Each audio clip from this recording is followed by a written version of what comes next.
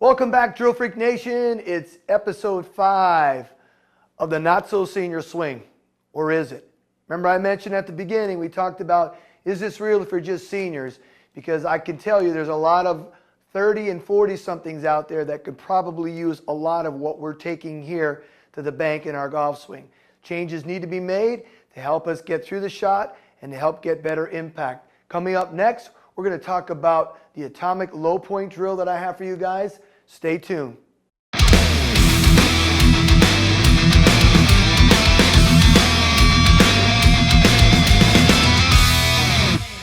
Okay guys, welcome back. Now we're going to get into this one. This is one of my favorite hitting drills. I'm going to show you how to do this, and hopefully you can do this at one of your driving ranges, especially if they have mats that you can put one, elevate your trailing foot, and place the golf ball near the edge of the mat. So basically what I've done here, so you guys can see this particular drill, is I have a hitting mat over the top of one of my hitting mats right in here. So the elevation is about 1.5 inches different, so it's higher. So a couple things are going to happen. We're also going to play this golf ball near the edge of the mat, okay? About 1.5 inches, same thing, 1.5 inches to 2 inches at the edge of it. And you can see that this mat is about a good 1.25 inches, 1.5 inches higher than where my lead foot is. Because my left foot or my lead foot is lower, it's also taking my hip down with it. So it's going to help us learn to hit down a little bit better to compress the golf ball. And by virtue of my trailing foot being up almost close to a good 2 inches to 1.5 inches, when I make contact with this golf ball down and through, there's space, there's room there now for this club to keep moving down.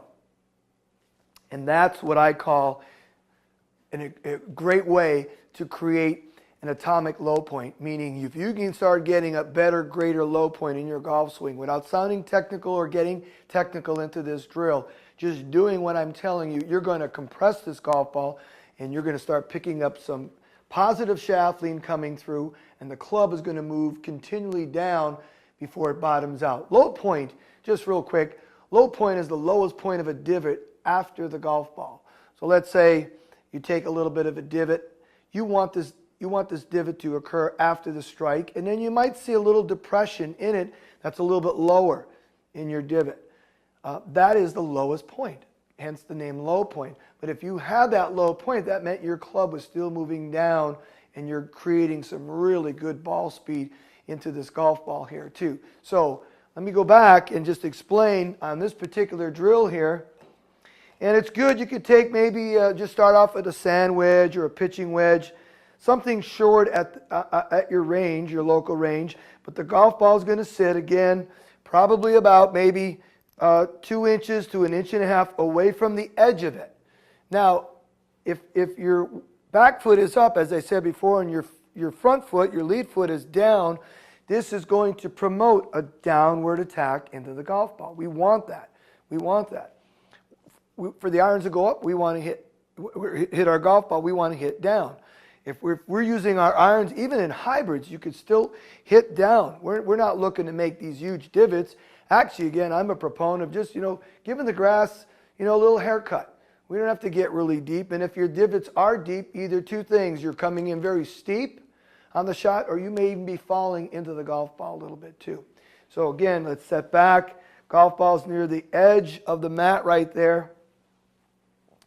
And at this point in time, all we're trying to do is make little mini swings, little punch shots. So when we go to the golf ball, we get down and through, you'll see this club, because there's space there now, it's lower, this club's going to want to move down a little bit more lower. And it's going to help that right arm extend through. So I'm going to show you a quick video when this is over, and you'll get a chance to see what it actually looks like in a drill form. But right now, I want to just show you this one more time and explain what the right arm does coming through the shot. We don't want to do, when we get into the golf ball, we do not want to pull our arms in. And if we're going to extend on anything, we want to make sure that that right arm is nice and extended, connected, but extended into the shot. One more time. We have the ball at the edge of the mat. Our lead foot is lower. Let's say you're practicing. A lot of you guys and gals have mats at home anyway. You can even probably do something like that from the edge of your mat and then hit a ball from that way. And you'll see that club will still continue to move down because there's space.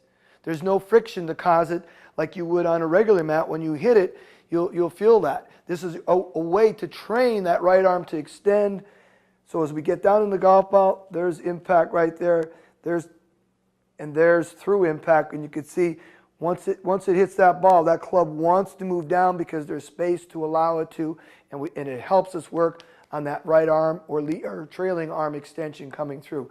Let's take a look at what this looks like live right here in our studio.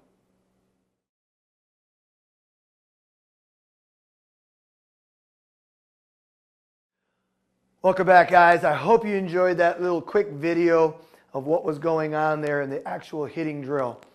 Drill Freak Nation, one of the best ways to get better is drills, and more drills during your practice. Yes, we have to play, but as Mr. Ben Hogan used to say, a lot of the secret that he had was in the dirt, and he meant practice. Peace and love, Drill Freak Nation. We'll catch you guys back again real soon.